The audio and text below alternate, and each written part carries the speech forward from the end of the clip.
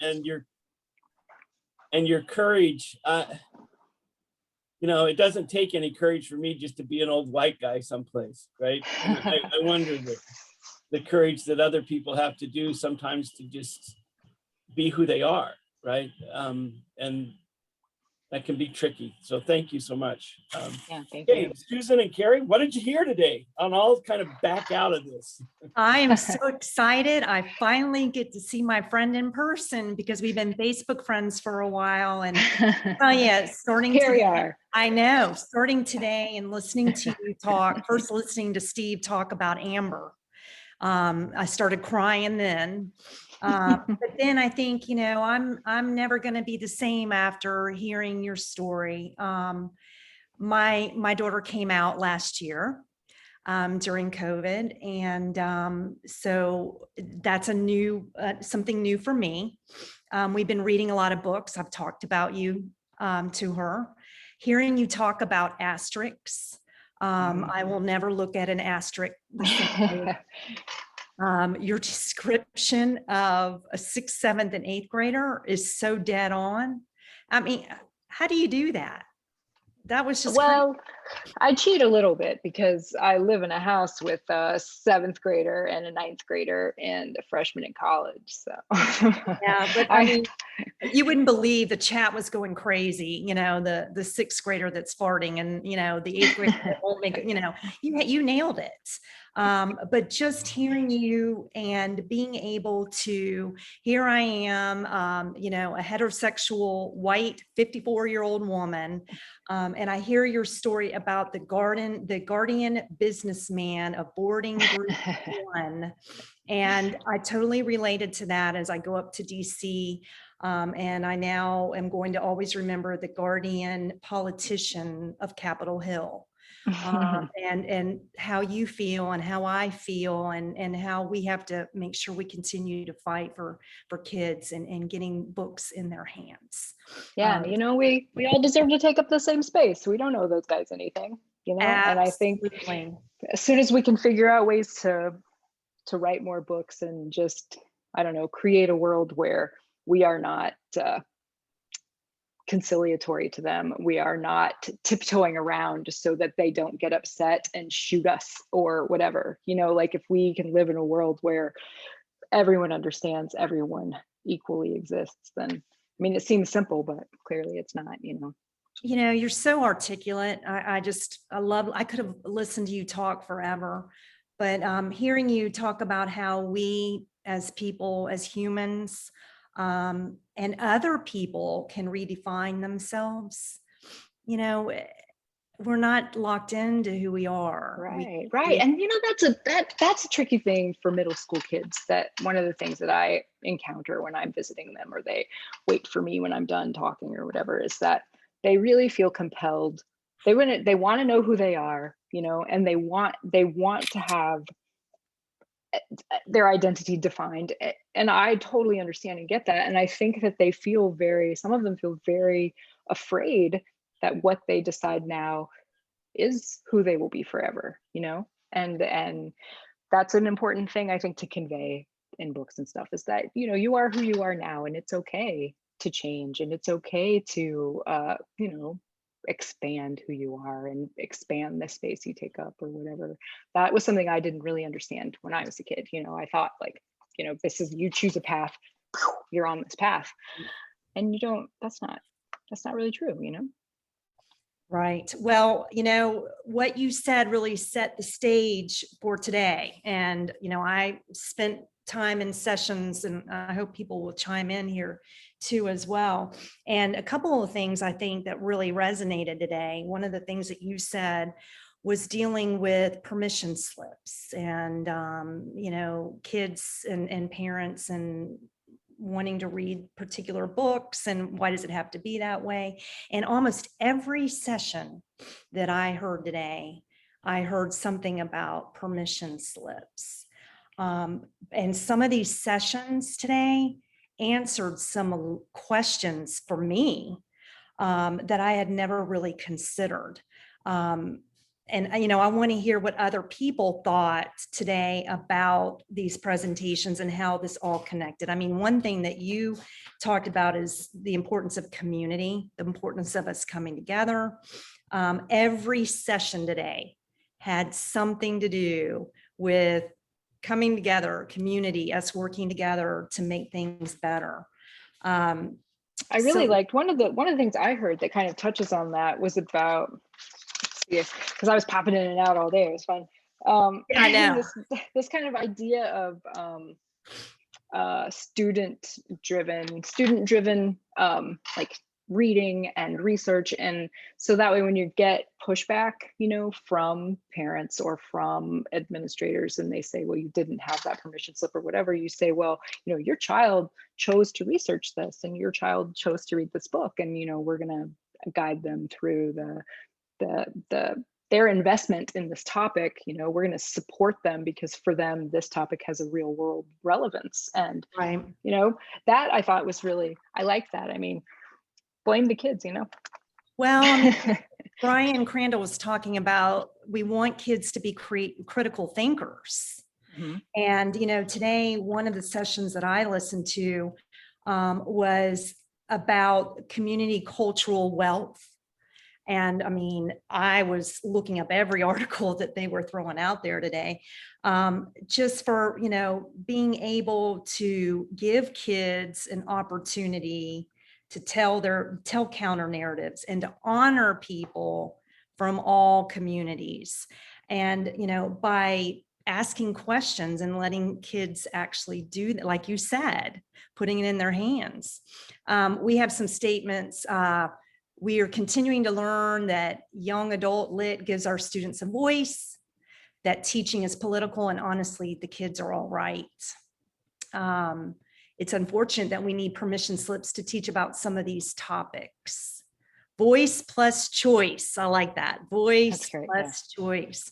What other sessions caught your eye?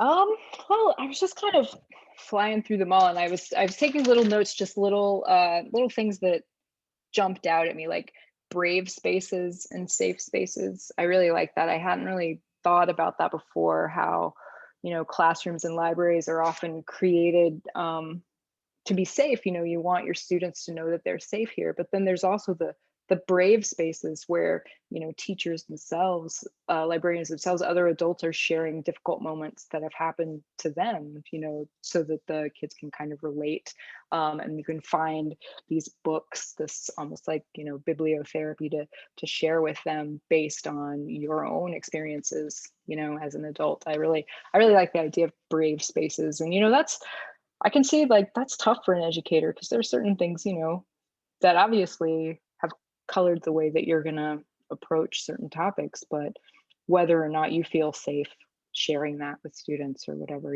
that's a big deal, especially in like Texas. Being an out teacher in a classroom is not always easy. Right. I noticed that the same session with the brave space. I mean, those teachers have gone to great lengths to put together a curriculum, to look at their curriculum and give kids an option for a class where they're not looking at just the canon, that they have a diverse group of books. And every session today talked about that, giving voice to people, all people, celebrating and recognizing those differences. The disrupting text, I think, I saw the chat going crazy in that. Oh yeah, and I particularly loved in that one the sexism is not a proxy for racism, and we see a whole lot, like in the writer community, we spent a long time trying to not have any more all male panels, Mm-hmm. But when you have a panel of all white women instead of a panel of all black or all white men, like, that's not acceptable, right? Like we haven't moved the bar very much when it's all white ladies instead of all white men. And so that is really, I think that's a really, really important statement. Like, that's a thing I would like to, every time someone asks me to be on a panel at a conference, I would like to put in the email, hey, sexism is not a proxy for racism. We have got to stop having these all white panels. Right. Yeah, I agree with you. A lot of people are making comments. They're going so fast that I can't read all of them. But I loved K.A. Holt's idea of turning an asterisk into a star, shine, not hide. That was something that I had written down too. They're asking, and I don't know if Sarah can answer this or not, is there a list of all the books that were recommended over the past 3 days? I don't know if there's been a master list. I know most of the authors have shared their PowerPoints and their ideas. I can answer that. There isn't. We tried to do that last year and it was just iffy. We found that people that attended the sessions could cut and paste from the from the chat, a lot of those things. But again, this is for many of the people that were CCSD and were teaching on Thursday and Friday, this is the other reason to go back and look at the videos and catch some of those. But again, you can reach out through email to all these presenters and ask them if they can share the content of their slides and those things. And many were doing that willingly. So right. I think I just want to add also that like the slideshows and the handouts are the intellectual property of the people who created them. And, sometimes they're not intended to stand on their own. They're intended to be part of the presentation. And so in many ways, they should be in some ways not as useful without the person who created them sort of discussing them. And we don't want them to be used in place of, inviting the presenter. And, but all of them are on social media, Facebook, Twitter, Instagram. Their names are on the programs. You should reach out to them, search them up, read their articles, read their books. This is our labor, our work that we have to do that's ongoing and part of our professional development that, is a vision. If we're going to have like 1 year is going to look different, 5 years is going to look different. And 10 years from now, our English classrooms should not look like they do today. Yeah, I love that Julie and Tricia put that hashtag site assist. I can tell you, I've been in conferences where I've heard my ideas put out, especially when we did the article on the National Book Award. It's not been cited nearly as much as I've heard it talked about, right? And I think, oh, wait a minute, maybe. So that's one of the things I was going to talk about in final thoughts. As teachers become useful in gathering this information, it's a good practice to show and say, I was reading, I heard this presentation, I read the article by. In fact, more academic work should probably be in our classrooms, right? So, and I think that was one of the points that Tricia and Julia were making, that there's not just the work of those four, it's the work of a lot of other people, but you need to cite where you're citing something else. And so I think we heard that pretty clearly. It's like acknowledging, we need to hashtag Kari, K.A. Holt asterisk, right? We need to think about that. Yes, we do.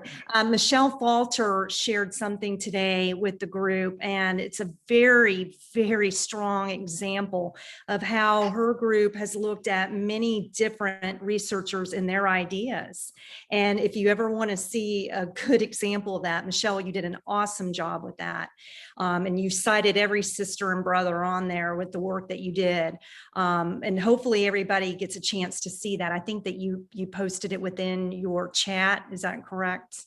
But I know Michelle, and Michelle would love to share that, and it would give you a good idea of how to teach kids how to cite other people's work. Well done, Michelle. Very well done. Thank you, Susan.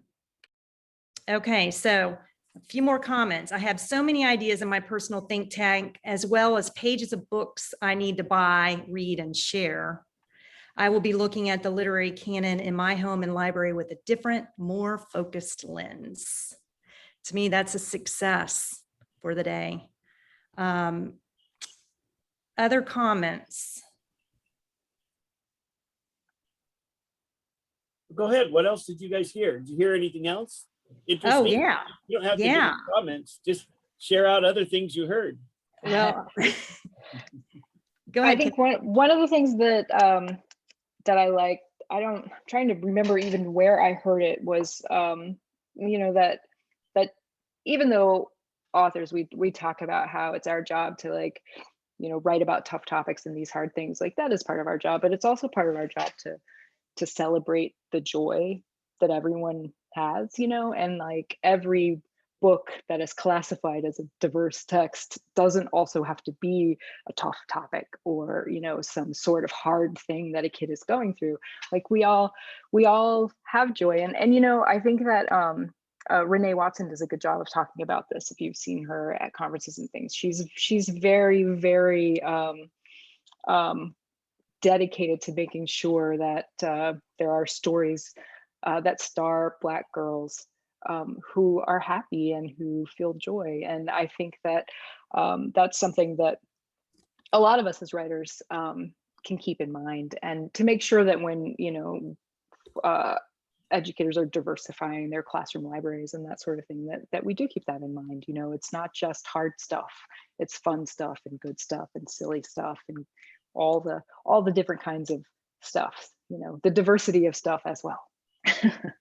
Right, and it's the National Writing Project each summer when I work with the teachers, I think that's a message that comes across very clear to me from my sisters of color, that they say, we have joy in our lives, and we would like to see stories about that joy, and it's something that I needed to hear from them.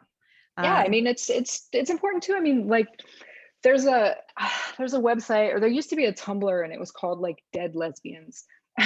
And it was just about all of the pop culture, all of the media that we have consumed over time, where the lesbians are killed in the end, or they're killed at some point, or they die to make another character grow or whatever. And it's really alarming when you go back and you see that. And I think that happens to a lot of non-white, non-cisgender, non-whatever characters end up being the foil for someone else to grow. And if that's something I think to keep an eye on too, putting books in kids' hands, is that representation is important and visibility is important, but also just how we are represented and just how we are visible across the board. I think you're right. That was laced in just about every session today. That I heard, and I was very, it made me stop and think about the practices in my own classroom, at the university, what I see in the classrooms that I go into in town. And I think, with the disrupting text, they gave us those 4 core principles. I don't know if you had an opportunity to step into that session, but I think it helps to have a list like that of 4 principles, and always start with interrogating your own biases. Yeah, I love that. And what was interesting is that I saw that come up too in the session about the book cover design. It was, which I'm one glad was I'm not this? the only one that has scraps. Sorry, I know I have all these papers everywhere. Yes, the Kamala Calling session, where we could see how the book covers have evolved over the years, where you would see South Asian women portrayed kind of through the white artist lens on the cover versus like regular people on more contemporary book covers. And like, yes, that is so much of, let us remind ourselves of these biases that we don't even maybe know that we have, and that we are contributing to the kind of foundation of everything. It goes back to kind of the disrupt text they were talking about, using picture books to change this dominant narrative, and absolutely it's book covers, it's everything. I use picture books a lot with secondary students and university students, and I never had thought to use them in that way. That was pretty eye-opening for me today, to stop and think about that, and how you could use picture books to just change the way you think about things. Yeah. So I did, that was from that disrupting text session. I know that they were going to do some more professional development that people can go to. I don't know, Sarah probably has the connection to that she can put in the chat. That's something that, I would like to do this summer is to attend a few of those too. Okay, I'm trying to think of other sessions. I talked about Michelle's document that she had. The name of that, I think Michelle, was what? Becoming an anti-racist English teacher, correct? Okay. And that was in their session. You know, something that I wrote down that wasn't like a main topic, but that was just mentioned briefly this morning, was about how Black books are often rated lower on a lower Lexile level. And so it's harder sometimes to get them in high school libraries or classrooms or whatever because of lower Lexile ratings. And I find I have that problem with my books too, because they're poem form, you know, verse.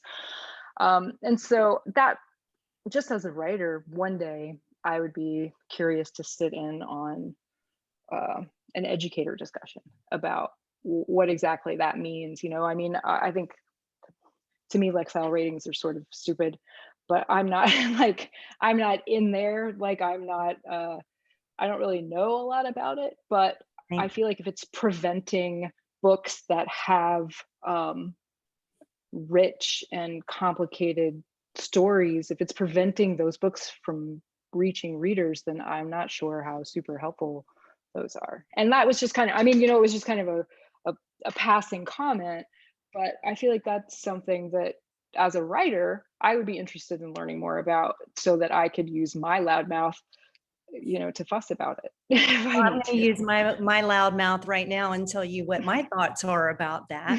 I will too. I also want to hear if any librarians want to chime in into the chat. Yeah, I would too. Yeah. But go ahead, Susan. I don't think you can mathify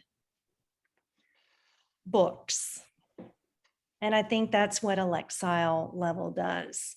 If you look at, you know, some very tough topics, books with tough topics that I wouldn't want, you know, a young kid to have exposure to without some experience and some age on them and somebody to guide them.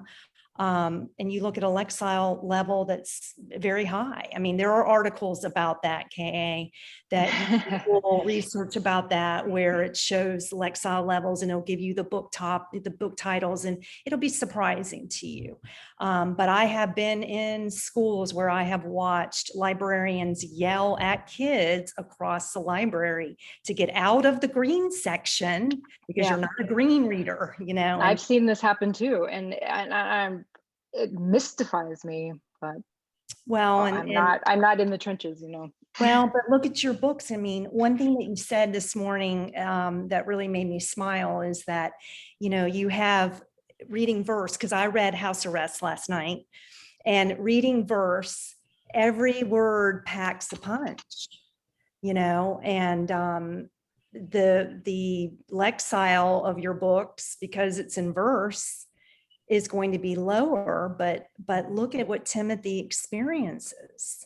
You know, it's a quite mature topic, but you might have a lower Lexile level on it. So, and I think it looks like people are agreeing with this left and right. I want to hear Sarah weigh in on this. I know I heard her talk about it a little bit. And Sarah, go ahead, because don't get me started on Lexiles. Yeah. I'll just say a few things, because I just say a few things, and the librarians really are the experts on it. But many of us at smaller universities have to teach all the courses: reading, writing, literature, grammar, like methods, if we're lucky enough to have enough courses for our English ed students.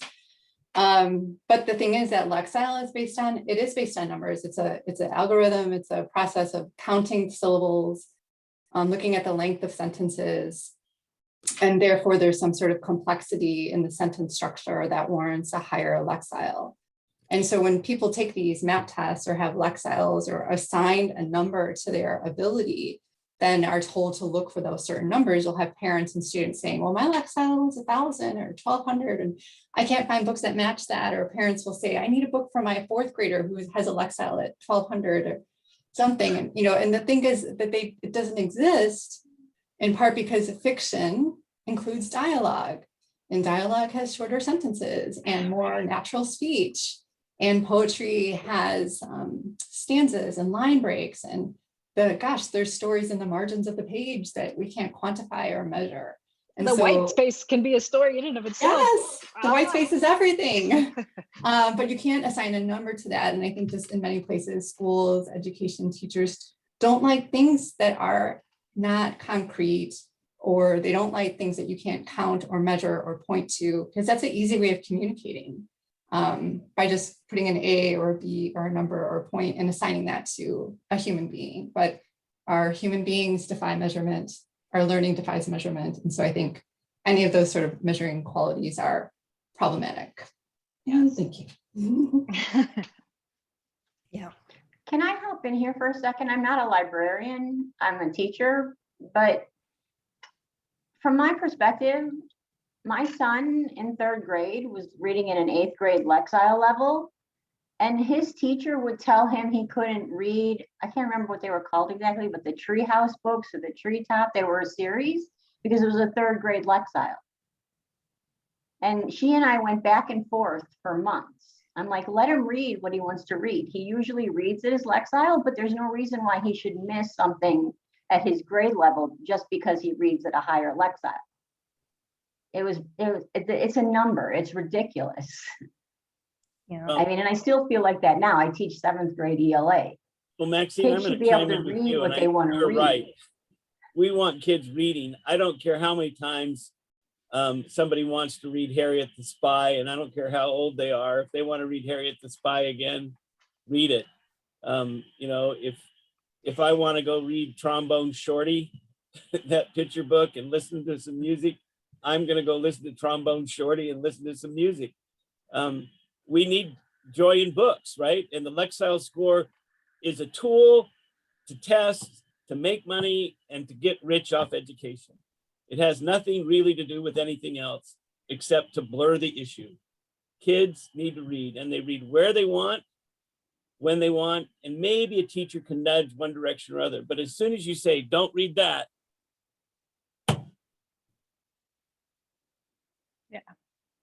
Yeah.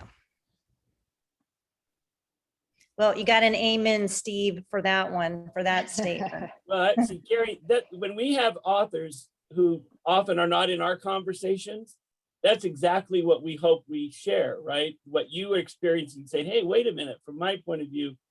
So what other, now you see what you caused? You got me and Sarah, our blood pressures. I know, I got everybody all wound up.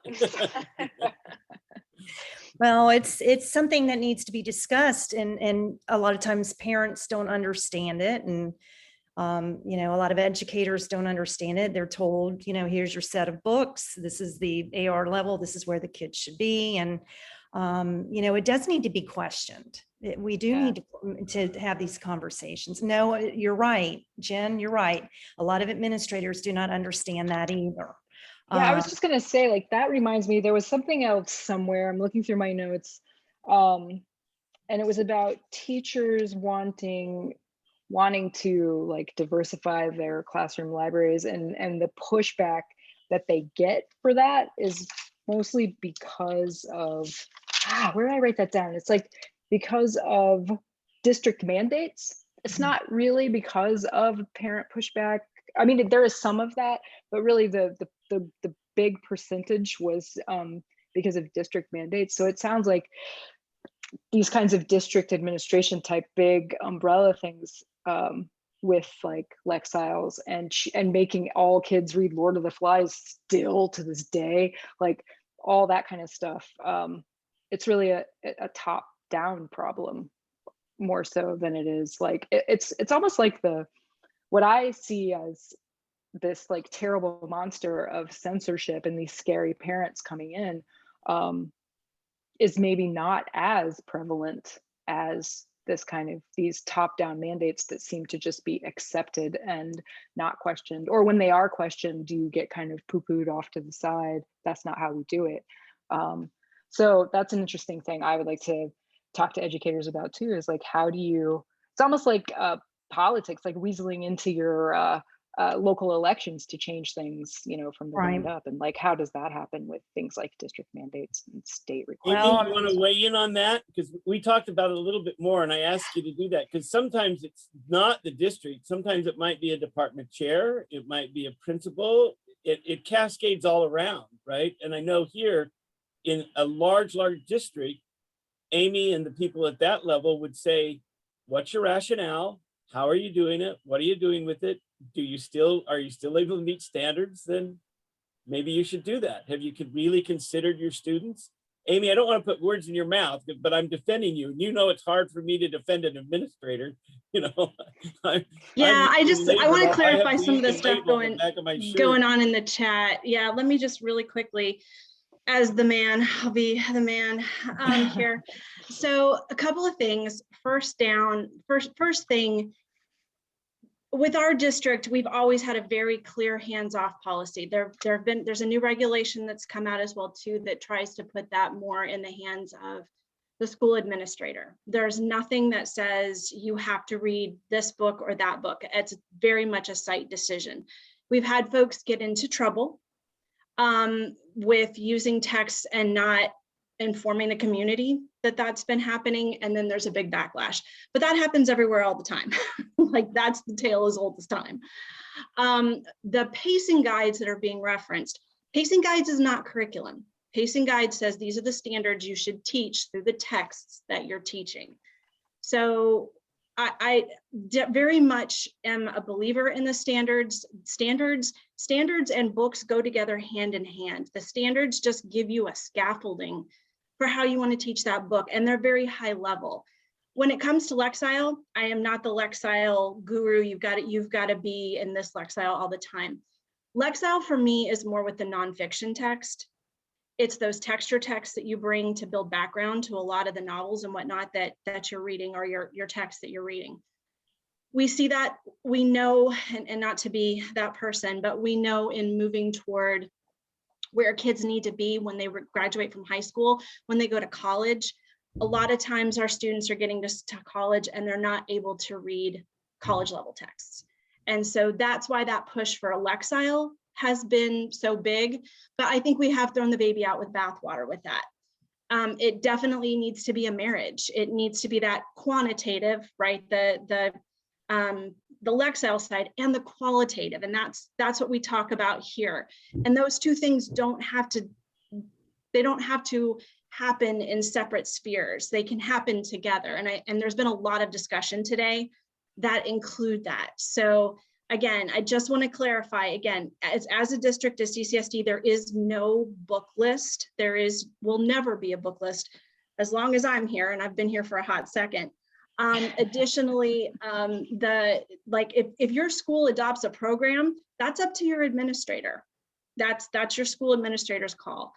The pacing guides don't include texts. They give you an idea of what you should be teaching what quarter. But again, that needs to be happening in conjunction with the text that you select. So that was my soapbox. So yeah. Thank you. That's interesting. Yeah. Well, it's very different in Florida, Amy, because we've gone from, we had Common Core state standards, and now we have recreated a whole new set of standards that are called BEST standards. So I guess better is coming next. But with the BEST standards, there are texts that are given that will be read. So we're going farther away in my state from that. And that's very worrisome. And every state is different, and every state is fighting different battles, which is another reason these conferences are good, right? To have this. And I'm sure, Kari, if you'd have mentioned that, if you were here in person and had mentioned that at lunch, you'd still be having a conversation with Yeah. giving you, all the, well, at my school and because these are the kinds of things, it's one of the things that's joyous about being with other people, right? Is having those things. But I love how you touched on one that's just, it's. Oh, yeah, I told you, my mom is a teacher. I know how to rile up teachers. I can get that discussion going. Well, it's good. It's good discussion to have, and it's good for authors to understand how, that works. How it works. Yeah. There was one thing, if I don't say this, I will regret it, but I'd never heard of this. So the teachers are teaching me about this hoopla. Does anybody know about hoopla? Michelle, you don't know about hoopla? So I'm a school librarian, if I can interject here for a minute. Sure, go ahead, Kimberly. We have a district that's very tight on funding, and whenever you do get a book approved, whether or not you can purchase it is like another battle to fight. And Hoopla is almost every public library system in the country has access to this. It is it's a collection of ebooks, audiobooks, movies, music, and TV shows. And if your school district has a partnership with the public library, which is it's kind of a trend now that's happening in more and more places, lots of times the public libraries will partner with the school district to give students a virtual library card based on something like their student ID number that doesn't carry any, like that's not your social security number. That's just a random number that the district assigned you. So it's not like personal data.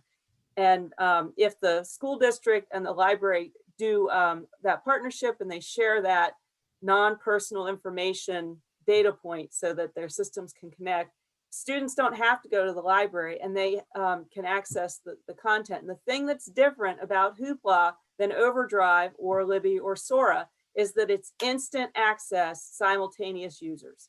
Oh, wow. So if you want to teach something, they don't have to wait for the copy to come back. They don't have to wait 3 months for it to be available.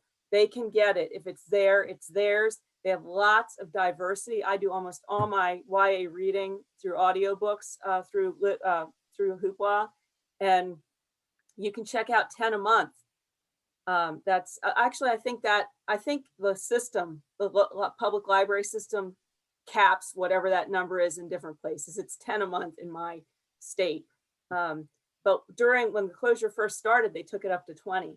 So it just varies by place, but you cannot get funding a lot of times, and that becomes a barrier when you want to do this kind of reading.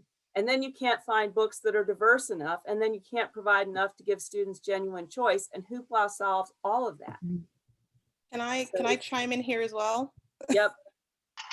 If you're in Las Vegas and you teach at a high school, you can actually reach out to the Las Vegas Clark County School or Clark County Library District that's nearest to you, and they will actually come out and do a presentation and give all your kids the e-cards and walk them through the apps to load so they can do Hoopla and Libby, and they'll actually give them the e-cards. It also is great depending on where you are because it gives them access to movies and music and TV shows, and they're able to do it particularly for high schoolers because it's an e-card. So on the due date, it just pulls back whatever's due. So they can never accrue any type of late fees or anything. So there's not really a contract that has to be signed.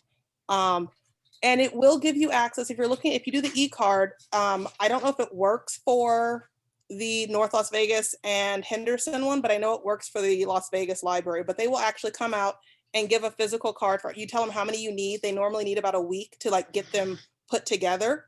But they'll go ahead and they'll do it for middle school. I think the age is like 13 or 12 or 13. I'm not entirely certain, but I think it's 12 or 13 that they'll come out and do it because it's harder for the younger kids to remember the directions. But I've done it the last 2 years, had someone come out to my school, give everyone a library card, an e-library card, downloaded the apps that they needed, and then everyone has access to it. So reach out to your nearest branch and just tell them that you're interested. I'll put my email address in the chat as well. You're right, Susan's amazing at the West Las Vegas Library. I do have a contact to someone who does the teen stuff there. So if you want, I can give you, I think it's Valerie. But if you're in town, that is beneficial for so many reasons, because then also no one knows what anyone else is reading. So I found that my kids were willing to push themselves a little bit more because no one knew they were reading a 600-page book. Interesting. We also made posters of the digital library card number that we had assigned. I don't know in each area what it is, but ours follows a pattern where they just fill in their student ID in the pattern. So we made like posters for all the classrooms with that pattern and the blank where they would put in their student ID number. And then I also put that up on our school website with directions for how to use it so that any kid can get to it if they don't remember the pattern. So that might be something to consider. Well, thank you for that. I think we're at our time, right, Steve? But I think we've come away with a lot of good titles. Many of us are now going to have our books stocked up at home, but we've also had a lot of ideas, shared a lot of ideas, and I think that's great. Steve, we're very grateful for that. There are some comments about hoping that this will remain online because it does allow so many teachers across the nation to get together. Yeah, we are kind of at time, and we some final thoughts that we can do, and this, and I may call on a few other people to give their perspective about this. Once again, we're fully planned to do this next year, but what that looks like might depend on how you fill out the form. So let me share my screen again. I think I have, yes, I do. And help me, Sarah, I'm remembering the evaluation sheet is where? Is it at the bottom or the top before I share? One moment, please. Summit feedback form. It looks like it's on 12. I don't know if it's live yet or not, so don't hit on it. So Would you like me to put it in the chat?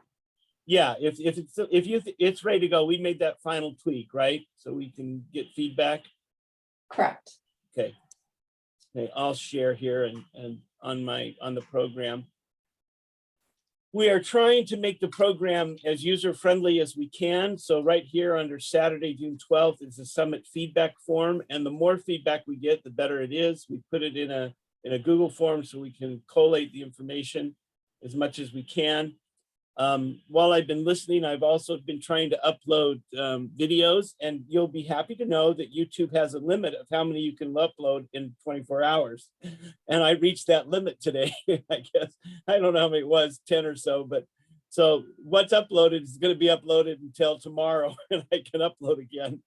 But the good thing is we have it. And if you use your program, these links to the sessions, they'll all be dead because we don't go to the sessions anymore. But the links to the recordings will be placed. I've already put the language. If the link is hot, it means it's there already. And so you can link to that. All the children ones are linked and ready to go. Some of the others I haven't finished linking because I was listening to things and didn't want to be sidetracked. But you can see here that they're linked, you know, and they're coming along, and we're making progress on that. So the program can still be useful, and we hope that you'll take advantage of it as you go. You can also go to Dr. Bickmore's Why Wednesday blog. You can also go to Dr. Bickmore's Why Wednesday YouTube channel and get them. And I've made the playlist by concurrent session. So in each playlist will be 3 options: the A, the B, or the C. And then we have a playlist that are general sessions and lunch panels. And again, to protect the intellectual property of the authors and others, we've told them, because of the special needs of a summit that goes through COVID and the pandemic and the needs of our teachers to be teaching on Thursday and Friday, those are only going to be available for 4 weeks, virtually till the end of July. And then they'll all go private again. And then if I can dismantle them, can delete them completely, I'm going to do that, especially for the keynotes. Because we want people to be able to make their living by, it's part of one of the ways they garner money. So I think it's important to remember that. Also, if you've heard an idea and you think about this and you have something that you're doing in your classroom, one of the biggest gaps in Dr. Bickmore's Why Wednesday blog, as great as it is, and the wonderful work that professor has done all by himself without the help of anyone, he nods, that's certainly not true, is we don't have enough student or teacher or librarian voices. And so I'm constantly going to people that I know who are teachers, Katie and other people that, and I say, hey, have you got another one? Or when teachers request to do a blog post, they go right to the top of the list, because I would like to have as many teachers and student voices. If your students want to report on the books they read or give their opinions about a Lit Circle activity, we can get permissions, and we can do that if you want to record them, or if you don't want to record them, that's fine. If they want to report, if they want to be the writers of those things, we'd be happy to do that. So if you're interested in contributing in the future, please see it as an avenue to test your academic wings or your writing wings as a place to do that. I think the platform has been very successful and helpful for people to get their ideas out there. Also, if you're not following Dr. Donovan's ethical ELA, boy, you're missing out, because the things she does, if only you went there on the 1st of April and went there every day in April, you'd be so enriched. But that's not the only thing that's going on. There's a lot of things going on there as well as all the other things. There are other people who have wonderful social media presence and do things. Michelle Falter has contributed so much. I don't know that she's got enough credit for how she's talked about the things she's talked about in the last 6 months during COVID. She's become a really important presence, and her colleagues have put out some remarkable stuff. So, and we could go down the list of people here. So pay attention to things that are going on in social media. It does help all of us if you share or retweet something. The YouTube channel, I am not monetizing it. I'm not making it in to make money. If I retire and I run out of money, I might. Like I said to some people yesterday, my brother does internet stuff for a living. It drives him wild that I haven't done some tweaks and things to try to monetize it. And I think, well, I'm not interested in that. I want to make it accessible for people. I don't want to abuse other people's talents to give me a couple of dimes in my pocket. Now, having said that, the other thing about final thoughts, a couple of things. As you go back to your classroom, again, we want to remind you that we have the opportunity for some professional development. The best professional development is the professional development you select for yourself. And Sarah and Gretchen and I and the other people we are going to recruit to help us do this are dedicated to doing something that is ongoing and not a one-shot delivery. Our focus is going to be teaching young adult literature in the classroom, and we'll give you tasks and assignments and discuss things that you will practice for the 3 to 5 weeks. And then you'll come back and share and talk with others about what you learned, what was hard, what was easy, and we'll do it. So we'll have 6 sustained lessons, $30, $5 a session. So you have some skin in the game, right? We probably should charge more, but we want you to do that. We also have a strand that Dr. Ladd and her colleagues are going to do for children's literature. And we'll talk with Amy in the district and how to do that. But again, I taught in a school district where for a long time, Salt Lake, Utah schools were 49th or 50th in per pupil spending. It was horrific. I was an English teacher and I had 1 set of shelves. Well, I made the audacious claim to go down to the principal's office and said, I'm an English teacher. Can't I have more shelves? And he said, yeah, I'll get you a couple of shelves. And so he got me 2 more, 5 big ones, 8 feet tall, big shelves, anchored them against the wall. And it was great for about a month. And then he came to my room and said, you've caused me all kinds of trouble. I said, well, what's that? He says, every damn English teacher in this building wants more shelves. And I said, and whose problem is that? Shouldn't we have shelves? I said, what are you going to do? You're going to get them shelves? He says, yeah, I'm going to get them shelves, but it's a little irritating. I says, as long as you're at it, I need 1 more. And he got me 1 more. I think you can ask principals to help you. Why? What's the reason? Why do you want that professional development? Go ahead and ask for things that you think might be useful. I think that they would like to know that they have more omnivores in their building. So I hope some of you take the opportunity to do that professional development. And it's certainly not limited to people in Clark County School District. If you have colleagues or friends across the country who might be interested in studying young adult literature and doing some classroom practices around it, we'd love to have you join in. Another thing to end. This costs people who attended about $50. If you were a student, we charge you $40. If you had more students than 4 or 5 at a university, we gave you a discount. We've sold about 235, 240 tickets, plus guests. I think our registration's up to 265, and I can't remember how many guests we invited. All the authors and the people we had presented were guests. If we do it in person, we can't do it for $50. We just can't. If we do it in person, it'd be minimum $100, and we'd have to not go in the hole, 130 to 150 people to commit. What we've done in the past is try to do it at 125 and have students come at 75 or 80 to try to balance that, right? We've had students, and we need your feedback really on this form that we talked about of what this will look like. Do we do it in person?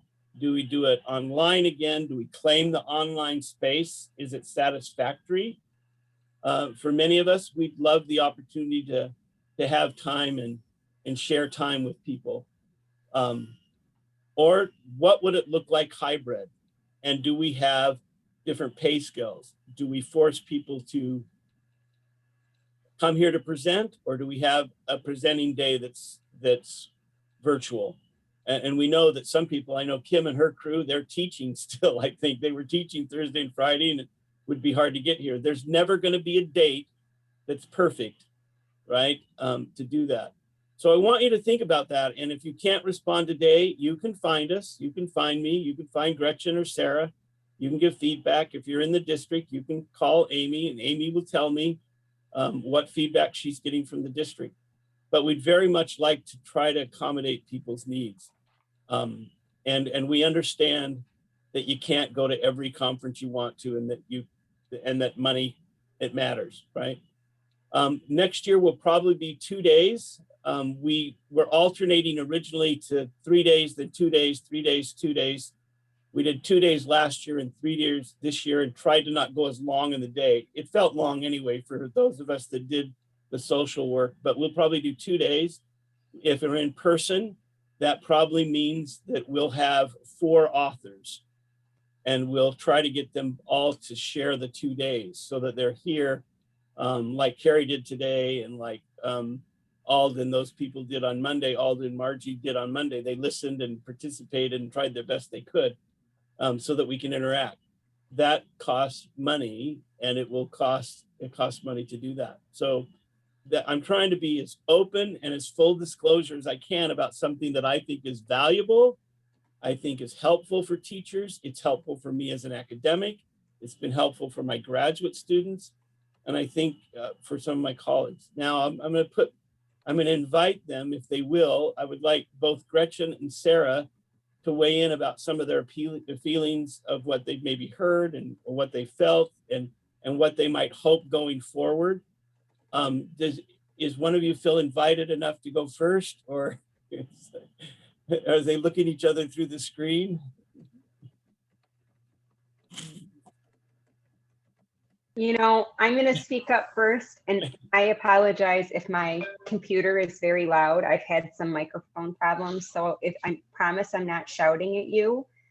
I'm going to let Sarah have the last word because I had the last word yesterday. But I will just say that it is just an absolute gift knowing each of you. I think that right now, these times are they're really challenging for language arts teachers and for English educators. You know, we've been told that our professions don't always matter. We've been devalued. We've been asked to do things that we weren't really maybe expecting to do last spring. How many of us expected to be differentiating our instruction through a screen, to students who were lonely and struggling and missing their friends. And here we were trying to make it, just trying to make it, not even trying to thrive. And look, we're here. We're here. We made it. And there's a lot of work left to do. But I think the one thing that I keep coming back to is that books save lives. Books change lives. And if our only goal is to get the right book in the right set of hands for our students, we will have done what we're supposed to do. There are a million other things that we need to do, of course, right? But let's start with that. And I will yield the floor to Sarah.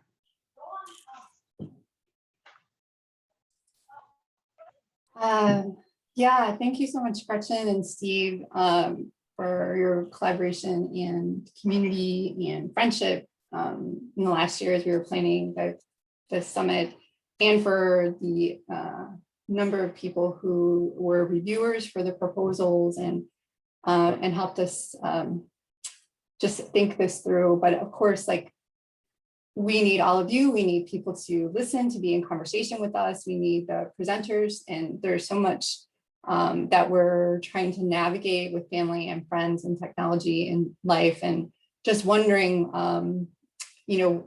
who we are as teachers. And I know for me, it was a really hard year. It was a lonely year being away from my home and at a new school. And so just being here with you all and seeing familiar names and sometimes faces. I know it was hard to see everybody from the last 4 years of the summit, to see people coming back year after year, our deepening understanding of literature, our ongoing practice that's shifting, and really just it's just been very nurturing to me. And I'm considering you all as my friends, and I need some friends, so thank you.